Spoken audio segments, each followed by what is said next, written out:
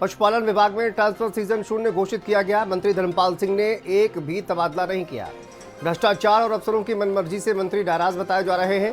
प्रमुख सचिव और मंत्री में तबादले को लेकर अनबन की चर्चा भी सामने आ रही है। तालमेल के अभाव से मंत्री ने पूरे सत्र को शून्य घोषित कर दिया है।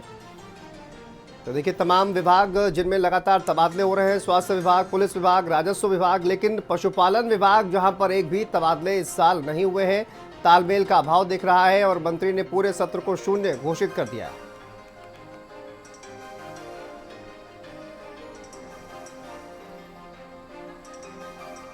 तो लखनऊ से खबर ये आपको बता दें, पशुपालन विभाग में इस साल एक भी तबादला नहीं हुआ है और ट्रांसफर सीजन को शून्य घोषित कर दिया गया है। मंत्री धर्मपाल सिंह ने एक भी तबादला इस साल नहीं किया है। वजह बताई जा रही है कि भ्रष्टाचार और अफसरों की मनमर्जी से मंत्री नाराज हैं। और इसी खबर पर हमारे नेशनल हेड वीरेंद्र सिंह जी जुड़ गए हैं। वीरेंद्र जी, पशुपालन विभाग में एक भी तबादला इस साल नहीं हुआ है, बाकी अन्य विभागों में तबादले लगातार देखने को मिल रहे हैं, क्या वजह सामने आ रही है? देखिए, उत्तर प्रदेश में मुख्यमंत्री ने 31 मई तक तबादला नीति निर्धारित की थी।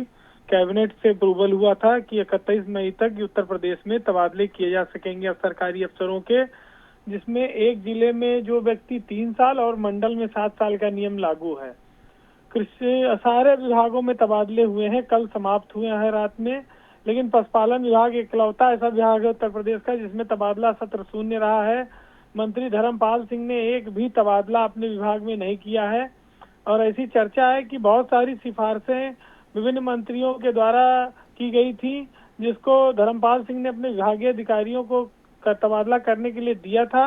लेकिन अधिकारियों पर जिस तरह से भ्रष्टाचार के आरोप लगे, उन्होंने मंत्री को काफी गुमराह किया, जिसकी वजह से मंत्री ने तबादला सत्र 0 कर दिया।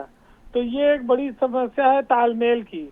ऐसी चर्चा है कि प्रमुख सचिव और मंत्री के बीच, जो प्रमुख सचिव हैं उनसे तालमेल नहीं हो पा रहा है।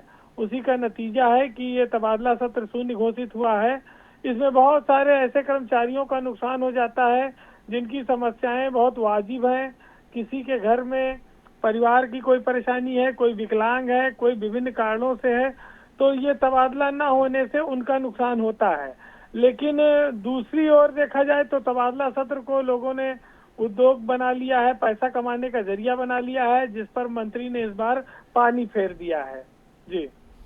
जी, और एक तरफ भ्रष्टाचार की बात भी सामने आ रही है, अफसरों की मनमर्जी सामने आ रही है, उसकी वजह से भी जो विभाग है उसको नुकसान का सामना तो करना पड़ेगा।